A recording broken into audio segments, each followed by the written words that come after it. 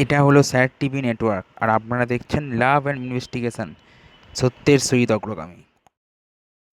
Team লাভ investigation এবার আপনাদের নিয়ে চলে এসছে শ্রমিক পল্লী লালদিঘির ধার এর ৫৪তম বর্ষের শ্রী শ্রী জগদ্ধাত্রী পুজোর প্যান্ডেল এবং মণ্ডপ এবং প্রতিমা দেখানোর জন্য।